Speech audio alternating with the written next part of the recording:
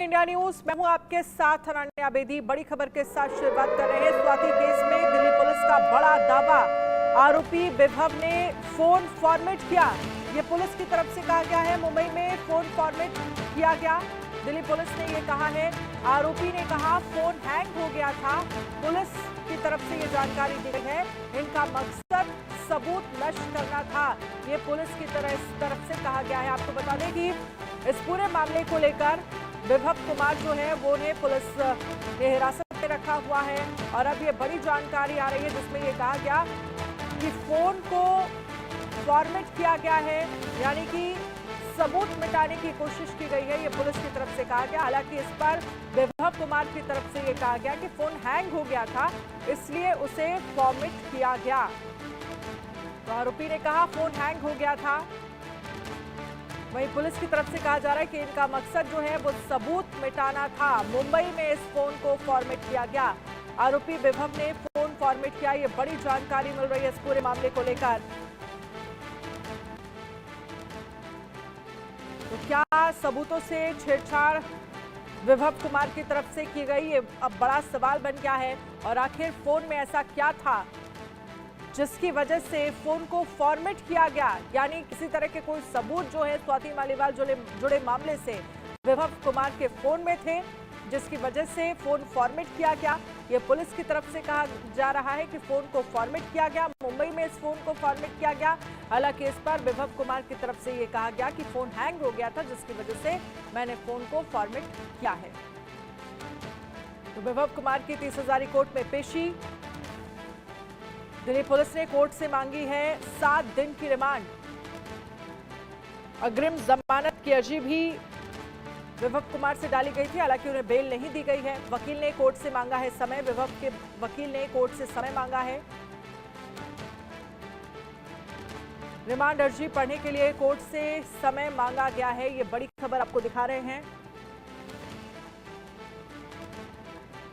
वहीं आरोपी को लेकर जो है वो पुलिस की तरफ से ये कहा गया कि फोन जो है वो फॉर्मेट किया गया है। तो वहीं विभव कुमार के वकील राजीव मोहन ने कहा है कि 13 तारीख की ये घटना है।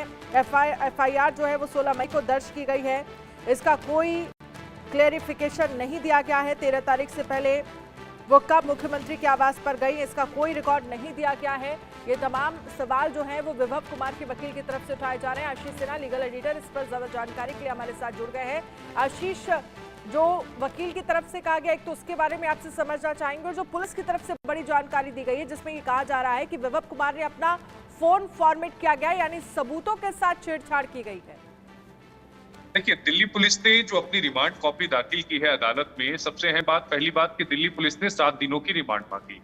दूसरी बात, दिल्ली पुलिस ने कहा हम ये जानना चाहते हैं कि इन्होंने स्वाति मालीवाल के साथ मारपीट क्यों की। तीसरा, क्या उस समय वहां पर कोई मौजूद था। चौथा, अगर मौजूद था तो वो कौन था। पांचवा, जब विभव कुमार मुंबई गए थे तो इन्होंने अपने फोन को फॉर्मेट कराया।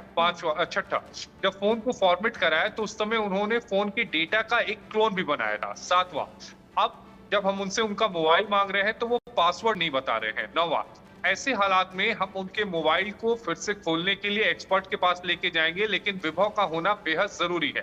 10वां, कई ऐसी गोपनीय जानकारी है जो विभव हमसे छिपा रहे हैं। ये तो विभव दिल्ली पुलिस की दलील हो गई। अब हम विभव के वकील पर आते हैं। पहली बात, विभव के वकील ने ये कहा कि जो घटना हुई थी वो सीएम आवास पर हुई थी। अगर 112 पर कॉल किया गया था तो उसी समय घटना की जानकारी पूरी पुलिस को देनी चाहिए थी। दूसरा, स्वाति मालीवाल ने 3 दिनों के बाद इस मामले में शिकायत दर्ज क्यों कराई। तीसरा, अगर किसी को चोट लगी होती है तो वो तुरंत मेडिकल केयर के लिए जाता है, ना कि वो रुकता है। चौथा, अगर स्वाति मालीवाल के साथ मारपीट हुई थी तो उनको अपना एमएलसी जो था, यानी मेडिकल जो था, वो तुरंत करवाना चाहिए था। पांचवी, जो वीडियो सामने आया है उसमें ये दिख रहा है कि स्वाति मालीवाल ने कुर्ती पहना हुआ था, यानी उस समय जो शर्ट का बटन खोलने की बात उन्होंने कही थी मारपीट के दौरान, वो बात सही नहीं लगती। सातवीं, स्वाति मालीवाल ने अपनी एफआईआर में ये कहा था कि उनका जो सिर था वो मेज से टकराया था, लेकिन जो वीडियो सामने आया है उसमें कहीं भी देखने से नहीं लगता कि उनका जो सिर है वो मेज से टकराया था। बहरहाल, अभी विभव कुमार के वकील की तरफ से जो बहस है वो जारी है। उनके वकील की तरफ से ये भी कहा गया कि 112 पर जो कॉल की गई थी उसको रिकॉर्ड किया जाता है, जो अधिकारी उसको अटेंड करता है उसका भी एक रिकॉर्ड होता है। 10वीं बात, पीसीआर कॉल के रिकॉर्ड में दिल्ली पुलिस की एक-एक चीज स्पष्ट की जाती है। 11वीं है बात, अगर किसी को चोट लगती है तो मेडिकल रिकॉर्ड दर्ज किया जाता है। 12वीं है बात, अगर कोई चोट होती है तो मेडिकल ट्रीटमेंट के लिए अस्पताल भेजा जाता है। तो बहरहाल उनकी तरफ से बहस जारी है। अब देखना ये होगा कि क्या जो 7 दिनों की रिमांड दिल्ली पुलिस ने मांगी है, क्या वो 7 दिनों की रिमांड दिल्ली पुलिस को मिलती है या नहीं। रिमांड तो मिलेगी, कितने दिनों की मिलेगी ये देखना होगा।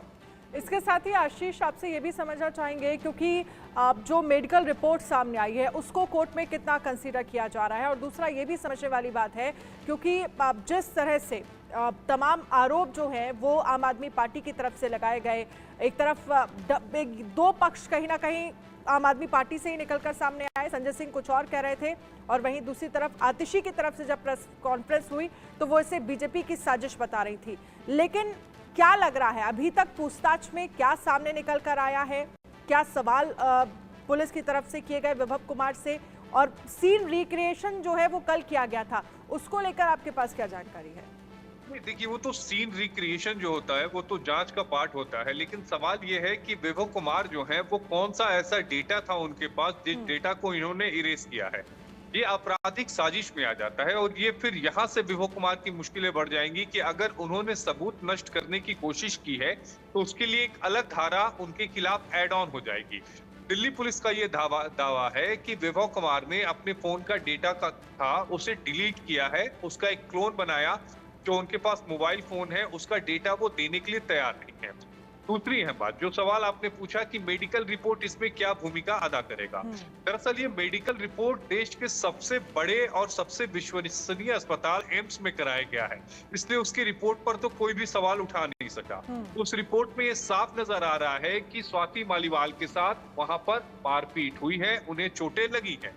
चोटें लगी हैं तो जाहिर तौर पर जो स्वाति की कंप्लेन है वहां पर मजबूत हो जाती है। लेकिन विभव के भी दावे अपने हैं कि स्वाति मालीवाल 72 घंटे क्यों रुकी, एमएलसी उसी समय क्यों नहीं कराया, मेडिकल ट्रीटमेंट क्यों नहीं की, एसएचओ उस समय जो मेडिकल का जो एक डेटा होता है वो डेटा तैयार करते हैं, अगर वो डेटा है तो वो डेटा कहाँ है। ये तमाम सवाल जो है वो अभी विभव कुमार के वकील की तरफ से उठाए जा रहे हैं। ठीक है। जैसे ही विभव कुमार के वकील की दलील पूरी होगी उसके बाद फिर से दिल्ली पुलिस की दलील शुरू होगी और उसके बाद कोर्ट अपना फैसला सुरक्षित रख लेगा। ठीक है आशीष, आप हमारे साथ रहिएगा, आगे भी हम आपसे अपडेट लेंगे, लेकिन इसी बीच बड़ी खबर का रुख कर लेते हैं। स्वाति मालीवाल के घर पहुंची है दिल्ली पुलिस, जांच के लिए स्वाति के घर पहुंची है दिल्ली पुलिस। ये बड़ी जानकारी सामने आ रही है। अब ये कहा जा रहा है कि स्वाति मालीवाल के घर दिल्ली पुलिस पहुंची है। आशीष, क्या वजह बताई जा रही है, स्वाति मालीवाल के घर भी दिल्ली पुलिस पहुंची है, जांच किस चीज को लेकर ये जांच करने का कारण बताया जा रहा है? नहीं, देखिए, स्वाति मालीवाल के जो बयान है वो बयान बेहद इंपॉर्टेंट है, और इसी कड़ी में जो बयान है वो उनके एक बार फिर से जो है वो उनसे पूछे जाएंगे। सीन का रिक्रिएशन था, मामले की प्रोसीडिंग कैसे आगे बढ़ेगी, इन सब चीजों के बारे में भी पुलिस उनके साथ जानकारी को साझा करेगी। हो सकता है कि आने वाले समय में स्वाति मालीवाल और वैभव को, अगर वैभव को रिमांड दी जाती है अदालत के द्वारा, तो उनको एक साथ बैठा के कन्फ्रंट कराया जा सके, क्योंकि वैभव ने भी इस मामले में एक कंप्लेन दर्ज की है। चूंकि सुप्रीम कोर्ट का एक जजमेंट ये कहता है अनन्या कि अगर कोई कंप्लेन दर्ज होती है तो 3 दिनों के भीतर उसकी जांच करके 7 दिनों के भीतर उसका निपटारा करना होता है। यानी एफआईआर दर्ज करनी है या नहीं, ये सब 7 दिनों के भीतर आपको तय करना होगा। तो इस संबंध में भी बात होगी, तो ये तमाम जो सवाल है उनके जवाब मिलेंगे, लेकिन थोड़ा इंतजार करना पड़ेगा। चलिए, बहुत बहुत शुक्रिया आशीष, इस खबर पर आप नजर रखिएगा। अब देखिए कुछ